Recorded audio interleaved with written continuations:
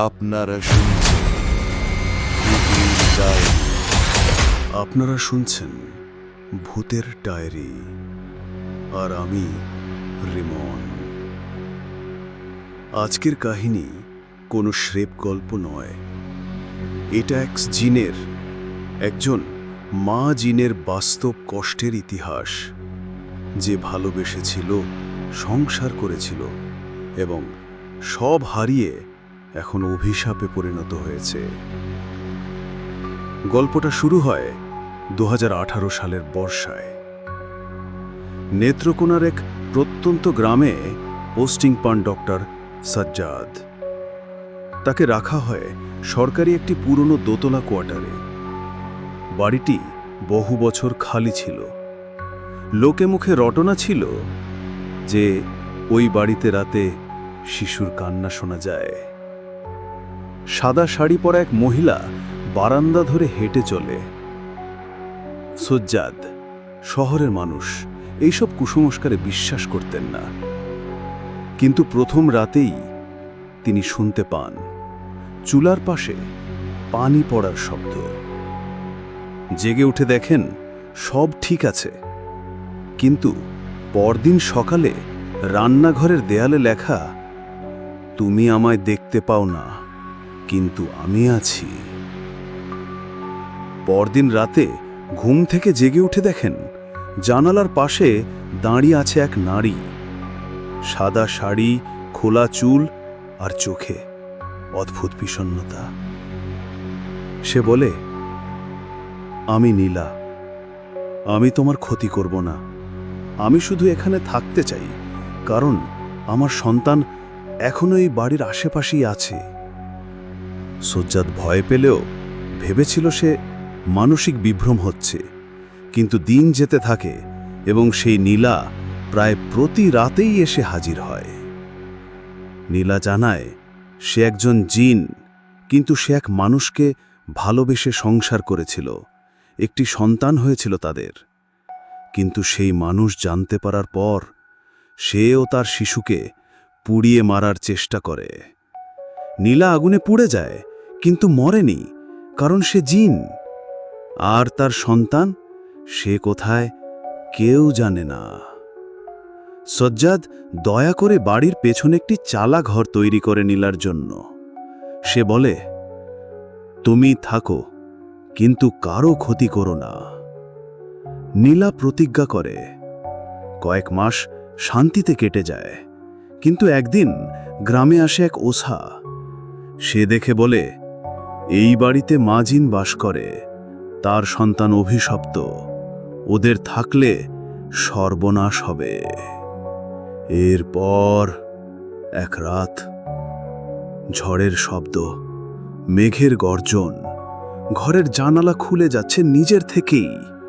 সাজ্জাদ দেখেন দরজার সামনে এক শিশুর অবয়ব দাঁড়িয়ে আছে, তার পিছনে নীলা।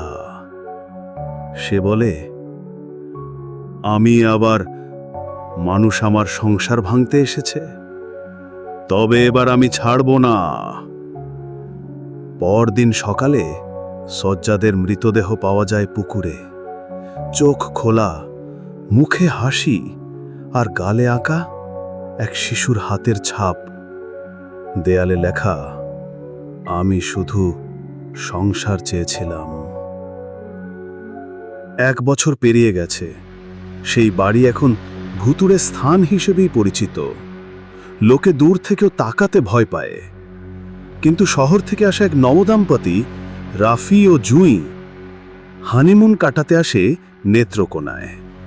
দালাল তাদের বলে, চুপচাপ শান্ত জায়গা, একদম নিঃশব্দ। তারা সেই বাড়িতে ওঠে। প্রথম রাত শান্তিপূর্ণ। দ্বিতীয় রাতে জুঁই দেখতে পায় আয়নার গায়ে আঁকা লেখা, তুমি মা হতে পারবে না। রাফি ভাবে জুঁই মানসিক চাপে আছে, কিন্তু রাতে ঘরের জানালা খুলে যায়, ছোট শিশুর হাসি, পায়ের শব্দ, রান্নাঘরে পুতুল নড়ে ওঠে। তৃতীয় রাতে রাফি জেগে উঠে দেখে তার পায়ের কাছে দাঁড়িয়ে আছে একটা বাচ্চা। সে বলে, তোমরা আমার মায়ের ঘর দখল করেছ। তুমি আমার বাবার মতো, এবার তুমি যাবে। সে ধীরে ধীরে মুখ তুলে, তার চোখে আগুনের ছটা, মুখে শ্বাস নেই, আর মুখের পাশে দাঁড়িয়ে আছে নীলা। নীলা বলে, আমি আমায় আবার বিশ্বাসঘাতকতা করছো? তবে এবার আমি একা নই, আমার সন্তান আমার পাশে আছে। পরদিন সকালে রাফি মৃত, ঘরে জুই নেই, দেয়ালে রক্তে লেখা, আমার সন্তান এখন আর একা নয়।